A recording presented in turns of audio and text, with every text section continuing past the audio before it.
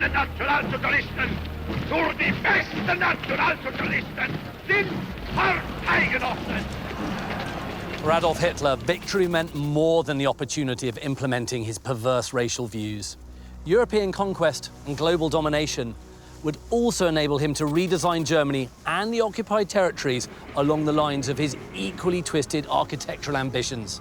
His legacy would be a series of building projects on a scale never before seen, as he attempted to construct a truly Nazi world.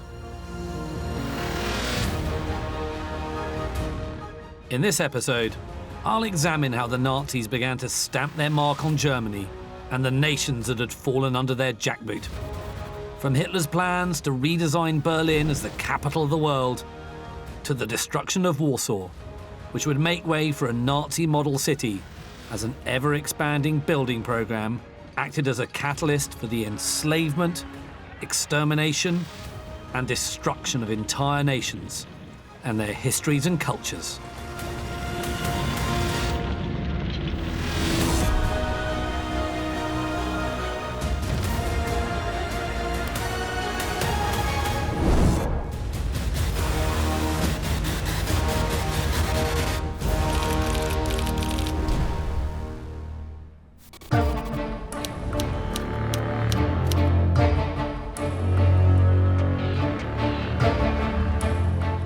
On the 28th of January 1938, just 2 months after Hitler announced his intention to acquire living space for Germany, the world was presented with his plans for the complete redevelopment of the German capital, Berlin. The designs that Hitler and his architects, including Albert Speer, had produced were nothing short of monumental, for this was city planning on a truly biblical scale. It would be known as Germania, and the city was intended to become nothing less than the capital of the entire world.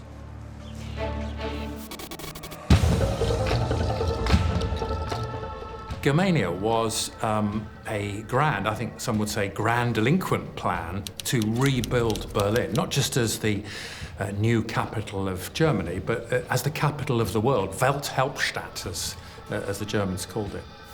So it sort of grew up during the sort of wartime period that he was planning the future of Berlin, and it was on an absolutely huge scale. Really, the idea behind it is to imperialize Berlin. So it becomes a more imperial than any other imperial city in the world, more than Paris, more than London, more than Washington. It becomes the ultimate imperial city.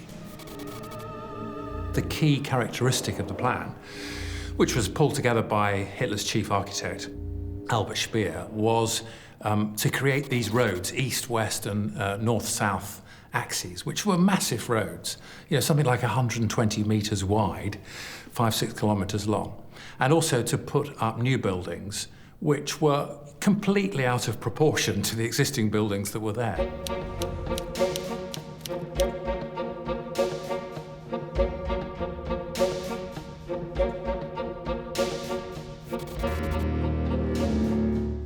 In his early life, Hitler had wanted to become an artist and had twice applied to study at the Academy of Fine Arts in Vienna.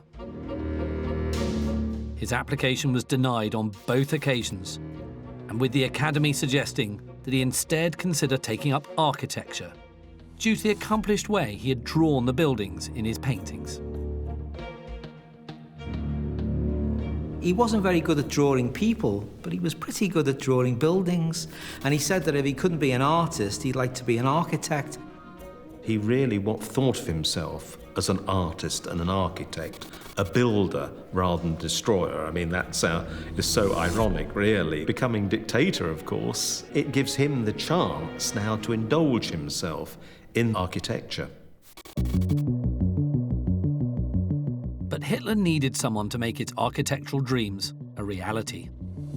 And that person was Albert Speer. Speer had joined the Nazi Party in 1931. A young and gifted architect, Speer soon rose through the political ranks to become a prominent member of Hitler's inner circle.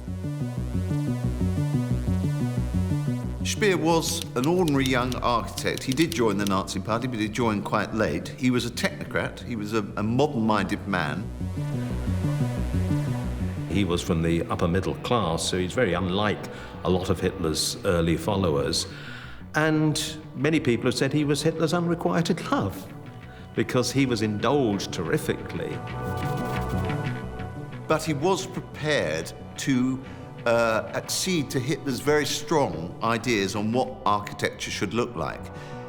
Hitler was an anti-modernist. He didn't like modern ideas in art or in architecture. He liked classic designs based on ancient Greek and Roman designs. He liked domes, he liked columns, he liked buildings massive in their grandeur.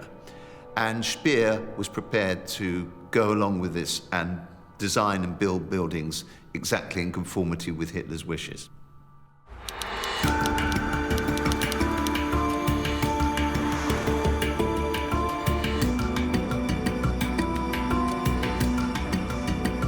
The original plans drawn up by Albert Speer himself are now held in the Landesarchiv in Berlin. I've come to meet with historian of German architecture, Professor Wolfgang Schecker, to get a better idea of the Nazis' vision for Berlin.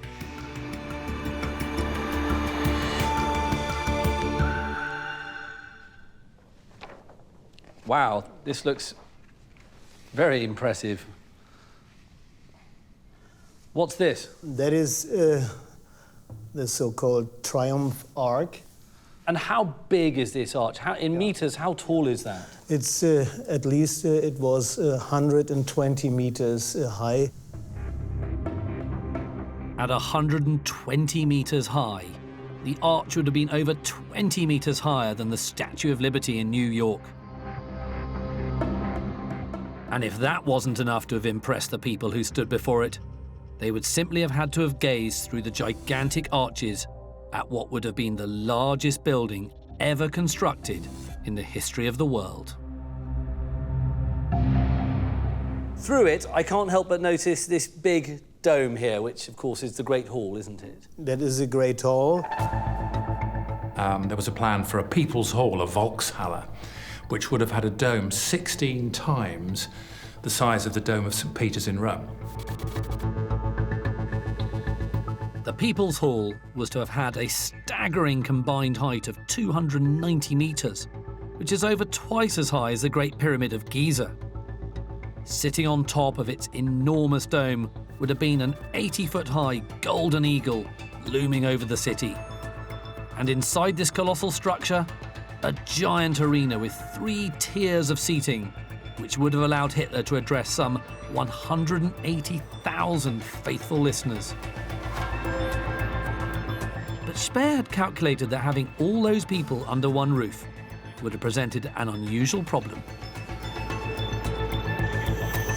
I understand that the dome was so big it would have had its own atmosphere. Yeah, that is right. The engineers has to make sure that no clouds would come inside this big dome.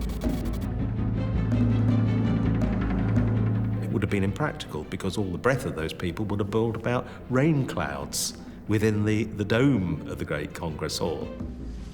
This cross-section of the inside of the Great Hall gives a fantastic sense of scale of the size of it, because right down here, these are the little seats, yes? So this here is the size of a football stadium today.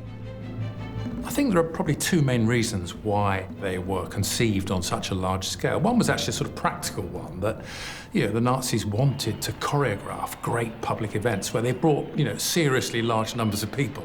But I think there was another really important psychological, symbolic reason, which was the sense of demonstrating to the ordinary German the magnitude and power of the Nazi state. Stadt und Land zusammenfasst. Arbeiter, Bauer, intellektuelle, geistige Arbeiter. Was it possible to have actually built the dome? Yes, it was. Some years ago, I have really proved that, and it was possible this dome to erect it in this way.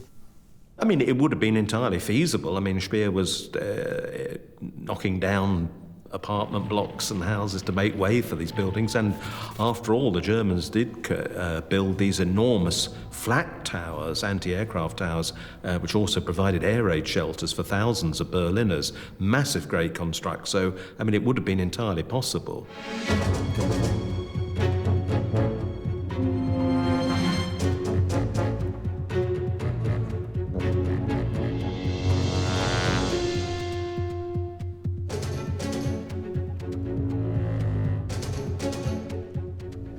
It's when you look at this model that you realise quite how enormous the Great Hall was intended to be.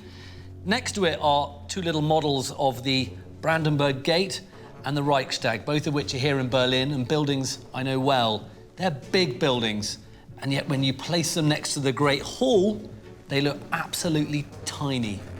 This is architecture on an absurd scale.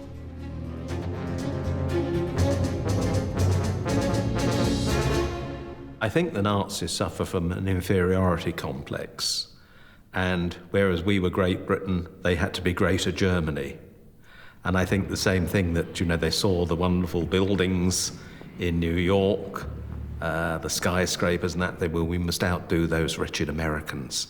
And we must show, by the size of our buildings, the power of the Reich.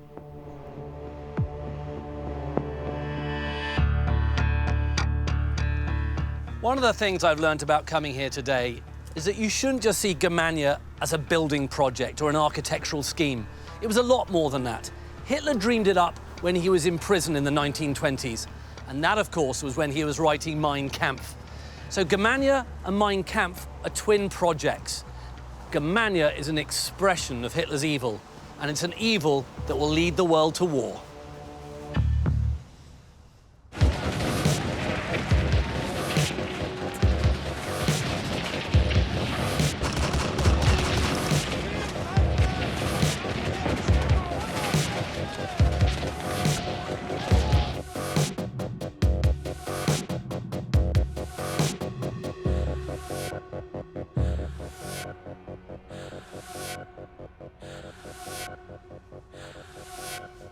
While the demands of war curtailed much of Hitler's building program and Allied bombing destroyed most of the rest, there are still places in Berlin today where you can see his vision of Germania.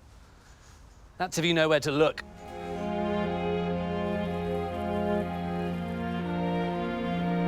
When they were planning the rebuilding of Berlin, they realized that actually some of these structures might be simply so large and so heavy that they needed to test whether the rather unstable ground on which Berlin is built could actually hold them. And they built a test tower, a heavy load-bearing test tower it was called. Remarkably, it's still there. And this was built to test the load-bearing potential of the Berlin ground.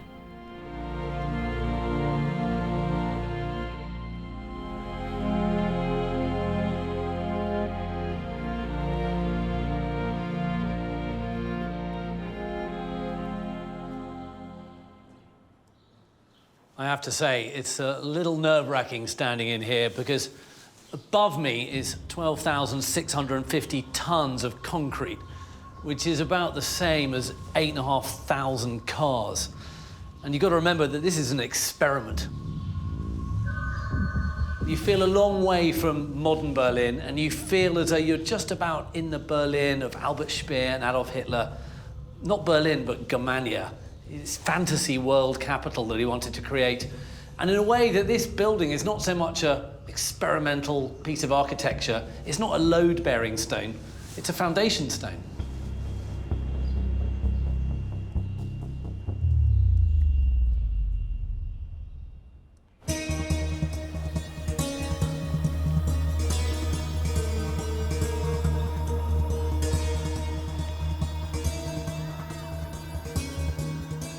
Alexander Kropp is a journalist and historian here in Berlin.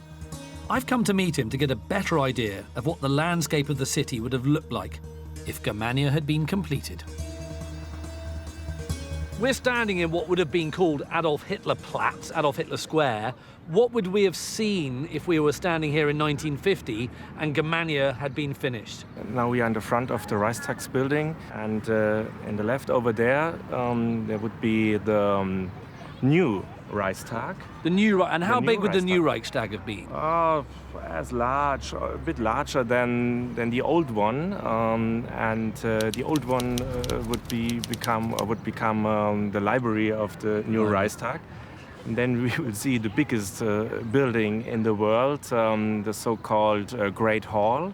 And that dome would have been 5 times higher than the Reichstag over there. I mean, that's enormous. That's correct. And on the top of the dome, there would be a lantern, and after this lantern, there was planned eagle sitting on a globe.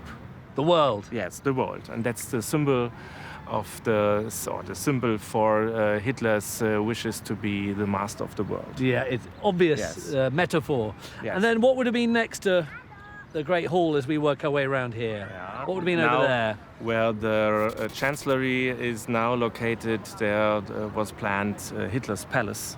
Right. Really a huge and wide building, only with one little hole in the middle and a balcony.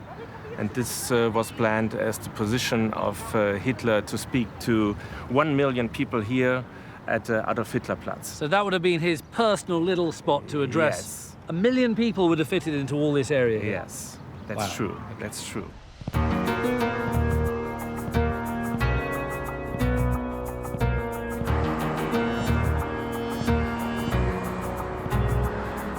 But Germania wasn't just an idea that lived purely on architectural plans and drawings.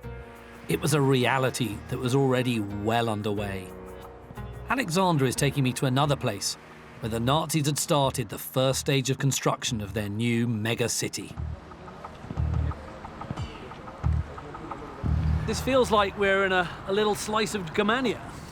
Yes, this is the former east-west axis, part of the 2 big streets of Germania, from the north-south axis and the east-west axis. And it was a former street so-called Charlottenburger Chaussee, and it was made wider in the middle 30s and was reopened on Hitler's birthday on 1939. So this big wide street is all a big birthday present for Hitler? Yes, and there was a big parade on his birthday here. This was the opening ceremony of this street from Germania. And we've also got this big building. This looks like a big office building. Is that another part of Germania?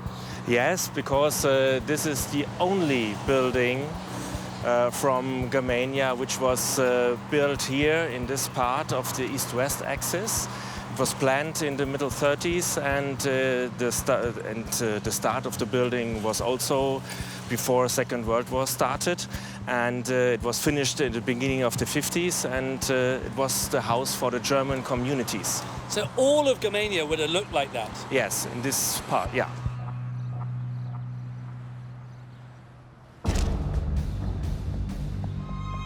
Hitler wanted to outdo everyone. He literally wanted things to be bigger and better than everyone else.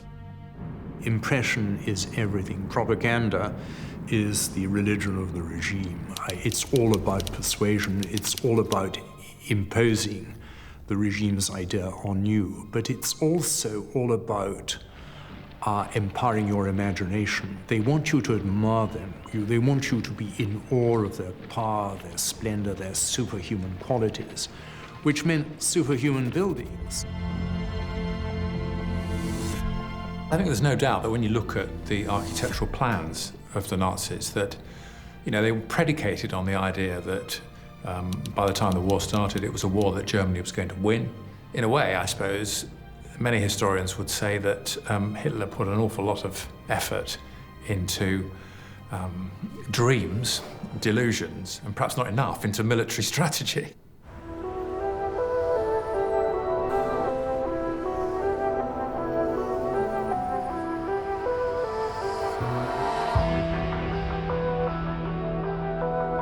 Today, Berlin is a creative, vibrant, and cosmopolitan city where its citizens are free to lead their lives democratically and without constant threat from the state. Thankfully, it's a million miles away from what Hitler had in store for it. So therefore, we can just write it off, surely, as just another one of those mad Hitler plans, another one of those excessive ideas born out of his megalomania. Well, I'd argue otherwise, as this space around me is the legacy of Germania. This space tells you how much of the city that Hitler knocked down and how much men, material and labour he put into it. Germania was a key part of Nazi policy.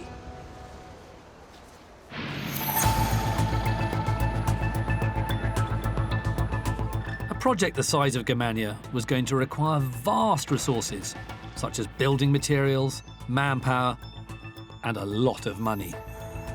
But above all else, it was going to need space, lots of it.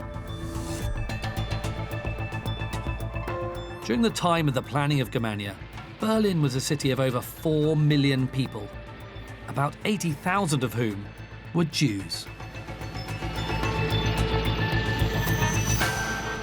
This was a totalitarian state. When the government made a demand, you had to click your heels. It was pretty non-negotiable, and he would have flattened all kinds of apartment buildings, all kinds of roads, a lot of the urban core of Berlin, in fact.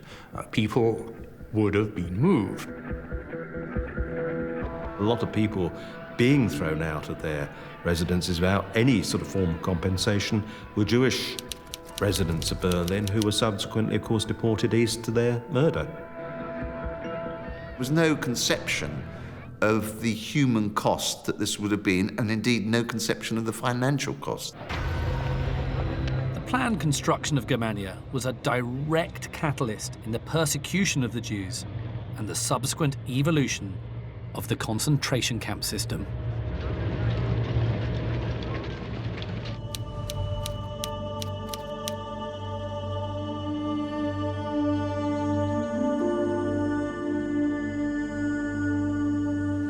This is Sachsenhausen concentration camp, and it's built just 22 miles north of Berlin. It was used by the Nazis to incarcerate enemies of the Third Reich from the nearby capital, but it also had another purpose.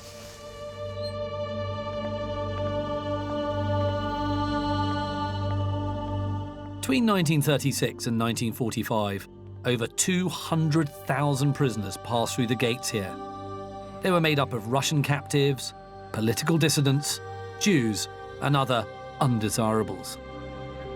The first concentration camps were established in March 1933 by Himmler and guarded by the SS and also by the stormtroopers, the SA. But, of course, Himmler thought, well, you know, it's all very well having these people being re-educated in Nazi terms to become good Germans, but also he must make these places economically viable to pay for themselves. So that's why concentration camps had their own speciality at Sachsenhausen. It was the making of bricks. The Nazis soon realised that the inmates that they had under their control were not just prisoners, but an untapped source of free labour.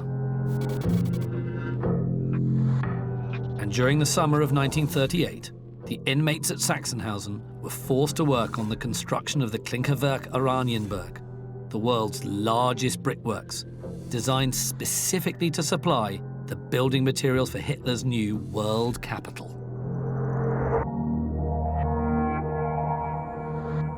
But it wasn't just Berlin that Hitler had plans for. He wanted new constructions to take place all over the Third Reich. To build all of these projects was going to require a massive amount of labour and materials, and such factors played a key role in the location and development of concentration camps. For example, Mauthausen, Buchenwald and Flossenburg were all located next to natural deposits of quality stone, and prison labour worked to extract this stone from the earth and ship it to the grand architectural projects throughout the whole of the Third Reich.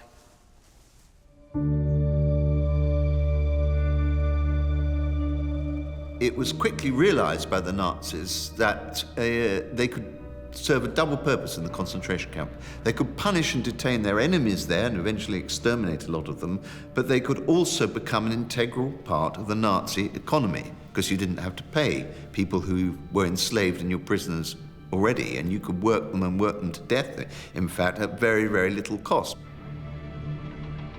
The concentration camps now became something a little bit different. They weren't just against opponents anymore. They were like for racial purity, and they were bringing people in who were going to do hard work and to make bricks or raw materials. So they were utilizing the prisoner population to make money.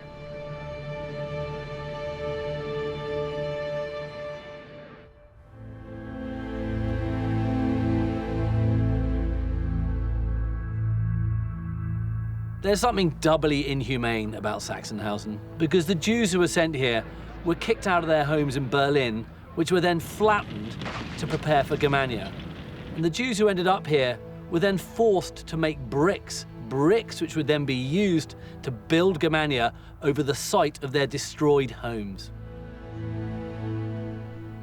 In the plans to rebuild Berlin as the sort of world capital, and quite a lot of suffering happened for a lot of people to get to where they did get.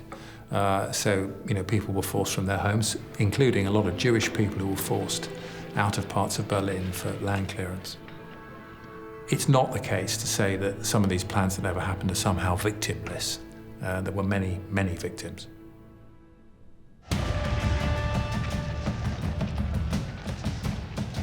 While concentration camp prisoners worked to provide the material for the projects, the Nazis swept through Europe. Occupied cities destined for redesign were treated brutally.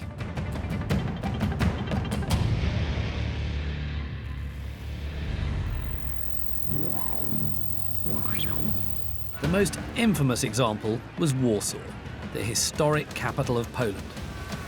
And in 1939, when it fell to the Nazis, a city of 1.5 million inhabitants.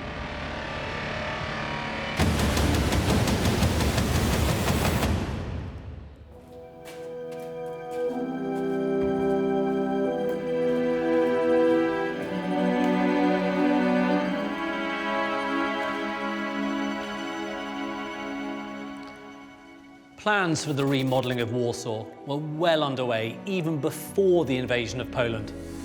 They were known as the Pabst Plan, after Friedrich Pabst, the Nazi chief architect for Warsaw, and they detailed nothing less than the almost total obliteration of the city, the liquidation of its entire population, and its rebuilding as the so-called New German City.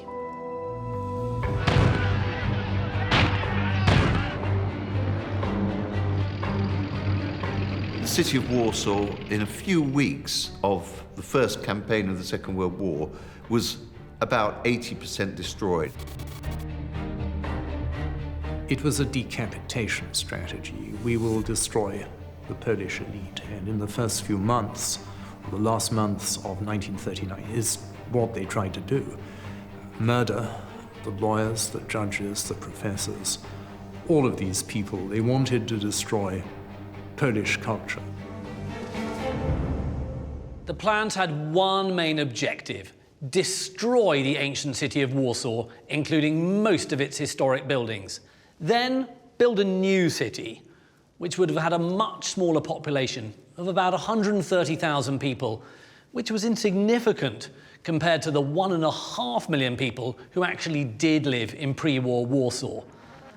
Now, the population would consist of just ethnically pure Germans, with a forced labour settlement of non-Germans on the other side of the river.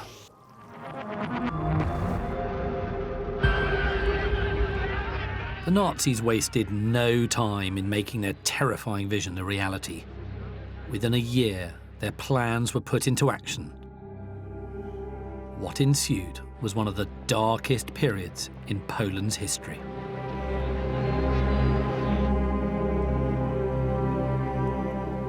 In 1940, the northern part of Warsaw was turned into a Jewish ghetto. It would go on to hold 400,000 people in an area barely larger than a square mile. It was surrounded by watchtowers and walls some 10 foot high, and from there, transit to extermination camps became routine. With the Jews under control, the next step was the removal of the original population of the city, either through deportation to the camps, such as the newly built Warsaw concentration camp, or to Germany to work as slave labour.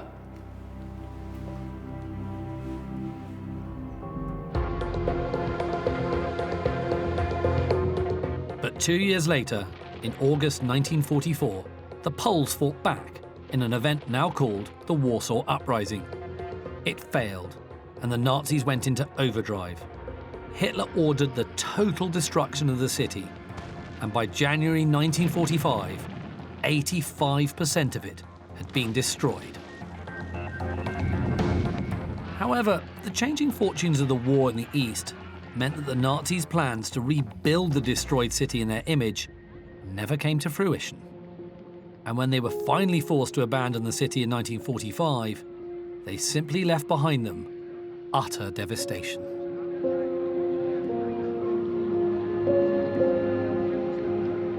It's incredible to think what this city would have gone through, and what it might have gone through had the Nazis actually achieved victory. Warsaw would have been the first Nazi model city. The historical buildings destroyed, the history wiped out, the population murdered. And it would have been the first of many places to have suffered this fate.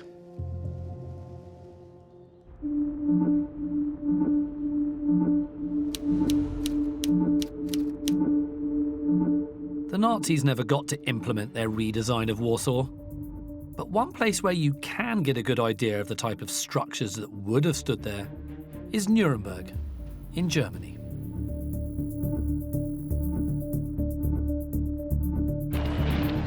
It was the centre of the Nazi Party from 1927, when the first Nuremberg rally was held here. And when the Nazis did come to power in 1933, it was decided that this was where all subsequent rallies would take place. So Albert Speer set about creating a collection of buildings designed to help portray Hitler not only as a leader of the party, but the leader of a mighty empire.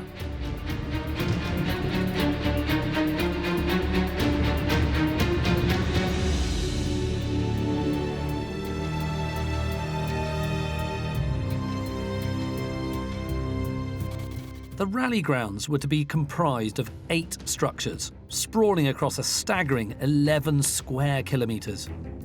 But only one part was ever completely finished, the Zeppelin Field. Designed to resemble the Pergamon altar of Greece, and consisting of a 360-metre wide grandstand, it was one of Albert Speer's first creations for the Nazi Party, and Hitler used it to full effect.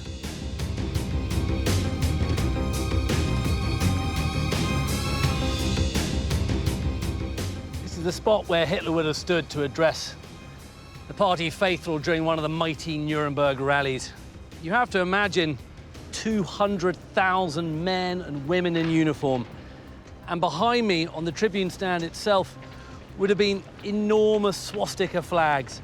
These are all the normal trappings of Nazi might.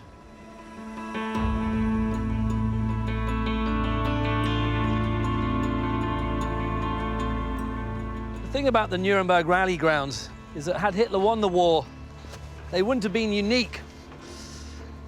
All over Europe, and indeed the world, had he conquered it, there would have been rally grounds like this in nearly every country and every territory. And if it wasn't Hitler talking at them, it would have been one of his many puppet dictators who would have taken great delight in whipping up crowds and encouraging people to follow the Nazi creed.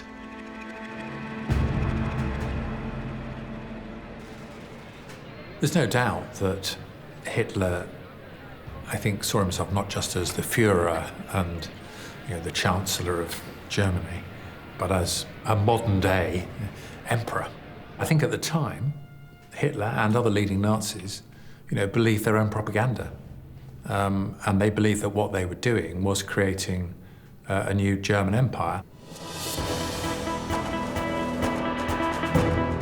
Hitler wanted to replicate the might projected by the architecture of history's greatest empires. He had become inspired by the grand, ancient buildings of Greece and Rome, seeing them as great symbols of power. And just like the emperors of Rome, he too wanted his own amphitheatre.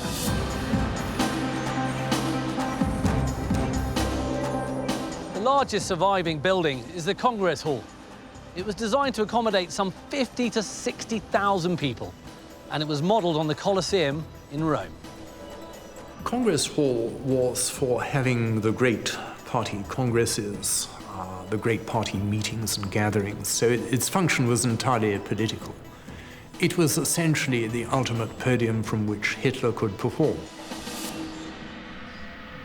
It would have been able to hold 50,000 people indoors. I think there's probably only one place in the world today which can actually hold that number of people. It was part of the rebuilding and the refashioning of this big space on the edge of Nuremberg to be the centre of the Nazi Party rallies. There would have been permanent military parades on the concourse outside and so forth. He let his imagination run away with him, but essentially it was all about the Nazi Party. Work stopped on it in 1939, so it was never finished. And if you go to it now, it's this rather eerie, sort of semicircular building. So it was only sort of half built. Rather sort of forlorn relic and a reminder of, you know, the sheer scale, the frightening scale of what Speer and Hitler planned. You know, had the tide of history been different. You can't help but be struck by the absolute enormous size of this building. It was designed to house some 50,000 Nazis who were going to gather here for the party rallies and to listen to their beloved Führer. Although it remains to this day as a huge structure, the Congress Hall was never completed. And at 39 metres high, it's still over 30 metres short of its planned 70-metre height. And that would have been covered by an enormous self-supporting roof. To find out more about what would have taken place here, I've been joined by German historian and Nuremberg resident, Dr. Alexander Schmidt. What was so important about Nuremberg? Why was this building built here? Nuremberg is a symbol of the old Germany. The medieval city was a city who is seen as typical for the old ages. And so Nuremberg is a symbolic background for Germany. And they wanted to Berlin. And Nuremberg was one step to Berlin. I see. So this is a very important stepping stone. Yeah. Now, this is a very big building, but were there plans to have it in even bigger buildings in Nuremberg? Yeah, the biggest building was the big stadium, the German stadium, the biggest stadium of the world. The first time Albert Speer tried to build the biggest of the world, and in the future, this was his concept. And how much bigger would that stadium have been than this building? More than 2.5. 400,000 people can go in this stadium and see some kind of war games, fight games, not normal sports. They call it NS-Kampfspiele, also war games.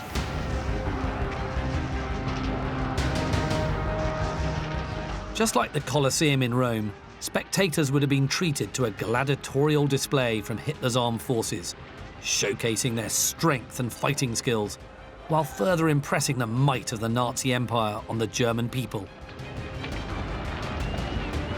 The greatest sportsmen from across Germany would have competed in the proposed annual Pan-Germanic Athletics, while Hitler envisaged that every subsequent Olympic Games would now be held at the Deutsches Stadion. I think Hitler undoubtedly had a thing about the empires of the past. He was entranced by his visit to Rome in May 1938 to see all the surviving parts of Roman architecture which bored Mussolini stupid. I think that he saw, that the Third Reich Empire would in thousands of years' time hopefully be seen in the same light.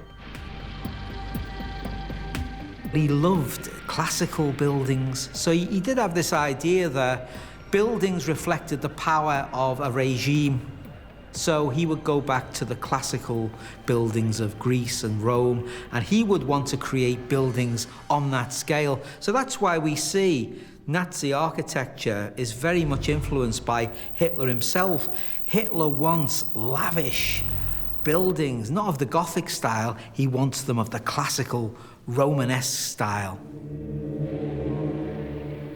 The architecture reflected their belief that they were creating, a new German empire. And buildings like the Kongresshalle in Nuremberg, had it ever been completed, would have been just part of, a type of architecture which would have indeed been imperial.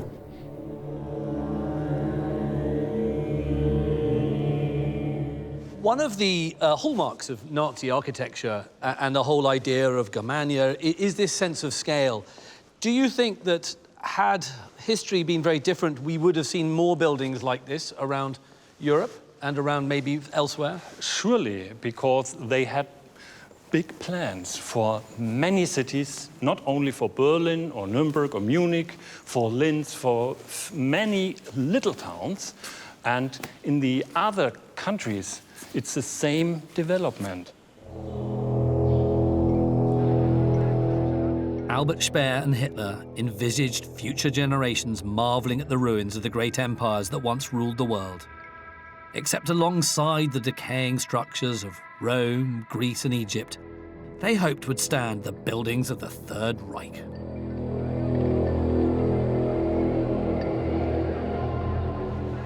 Hitler commissioned many of his architectural plans to show not only the buildings as they are intended to look, but also as they would have been when they were in ruins. Clearly, in 1,000 years, even Hitler realized that some of these buildings would not have been still standing, but he wanted their remains to continue to symbolize his ideology.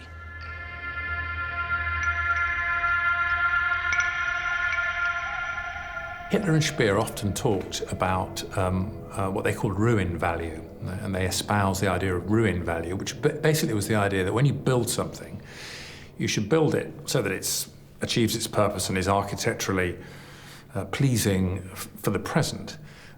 You should build it so that it actually lasts a long time, but also you should build it that when it actually eventually does crumble, it will crumble in an aesthetically pleasing way. And again, there was an echo back to Roman and Greek remains. The idea that, 1,000 years on, they talked about the 1,000-year Reich, but, even beyond that, people would look back and look at these remains from the Third Reich era, and this would reflect well on that era.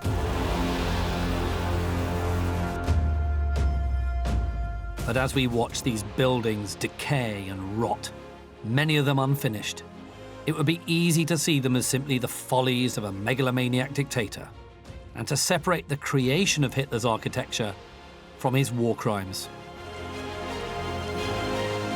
It was probably for that reason that at the Nuremberg trials, Albert Speer received a sentence of only 20 years in prison, while other high-ranking Nazi members were sentenced to death.